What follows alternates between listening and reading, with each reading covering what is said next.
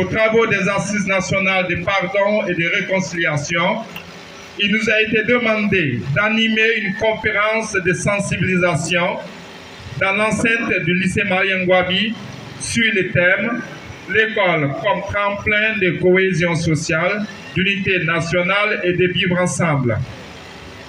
En effet, l'école a toujours été un foyer de formation et d'instruction où se rencontrent les élèves d'éducation de base, de religion, d'ethnie ou d'horizons, voire même de régions, tous différents.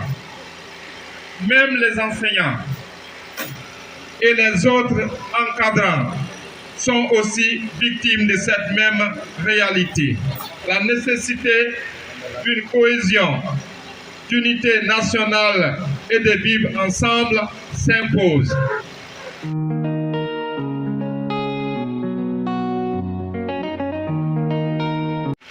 Nous dirons, notre pays, la Guinée, a connu selon les différents régimes politiques des systèmes éducatifs différents. Au temps de l'école révolutionnaire, dominée par l'enseignement en langue nationale ou vernaculaire, où chaque région étudiait dans sa langue maternelle.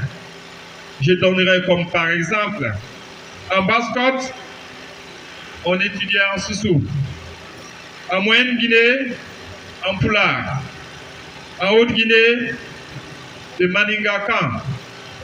En Guinée forestière, on avait le Palais, le Kissi et le Loma. Cela a favorisé la déchirure du tissu social, en ce sens que des barrières linguistiques se sont érigées entre différentes entités sociales. Dès lors qu'un Guinéen se déplace de sa zone et il va dans une autre zone qui le reçoit, il se sent étranger dans son propre pays, puisqu'ils ne parlent pas la même langue. Ils n'ont pas étudié dans les mêmes langues. Cela a constitue une dérive, un obstacle à la cohésion sociale, à l'unité nationale et le vivre ensemble.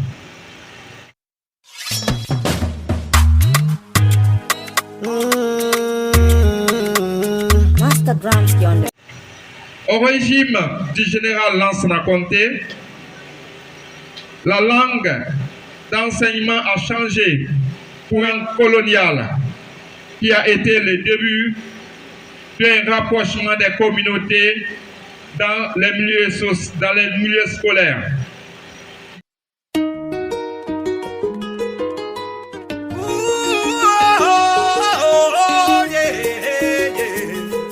Malheureusement, les écoles ont été la cible des manipulations politiciennes.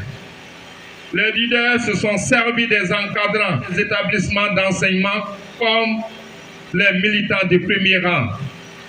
L'idéologie du parti prédomine sur l'unité des enseignants et des élèves. À la place de la cohésion sociale, de l'unité nationale et le vivre ensemble, on assiste à des divisions communautaires, voire politiques.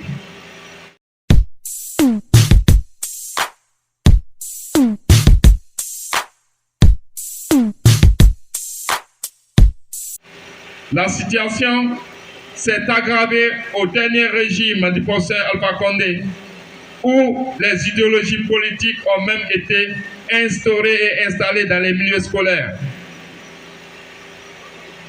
Pour réussir alors cette noble tâche de réconciliation nationale à travers l'école, le gouvernement de transition, dirigé par le colonel Doumbouya, doit faire de l'éducation une priorité.